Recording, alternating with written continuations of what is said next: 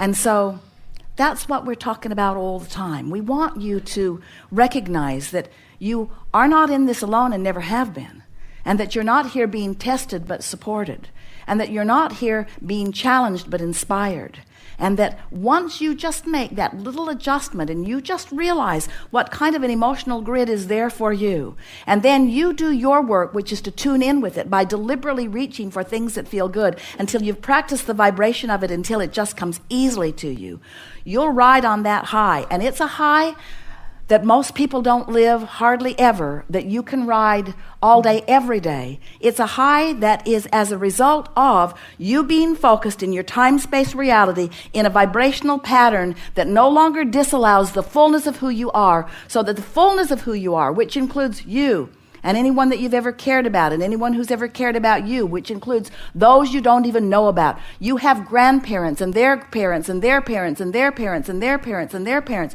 You have teachers and healers and all that you've been trying to call God and source energy, all focused with you in your powerful moment, right here, right now. And the question that we want to put to you is, what are you doing with this moment? Are you reveling in it? Are you allowing it? Are you letting the magic happen?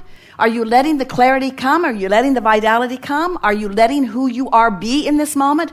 Or are you pinching it off because of some ridiculous thing that bothered you, or some memory that you're focused upon, or something that you want that you think that you don't have? In other words, you are the one who raises the vibration by not lowering it.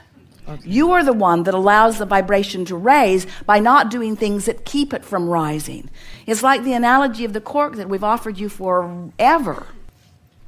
That the cork is floating on the surface of the water, and that's right up there in the emotional grid where you belong, where you really are, where the whole of you is. Now, you can hold that cork under the water. You can. You can find something to fuss and worry about.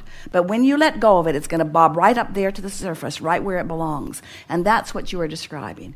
That's what happens when we play together and you are patient enough to listen to us talk about the things we know about you. That's what happens when you allow us to offer enough words that you finally become convinced that you are worthy, beloved beings who are blessed beyond your ability to even imagine, who have source energy looking in on you, not just generally, but specifically, and that in the details of everything that you live, there is power and grace and passion, eagerness for you. Because we have all been working on your grid together. And that's the power of the expansion that must be. But you can't find it unless joy is your only goal.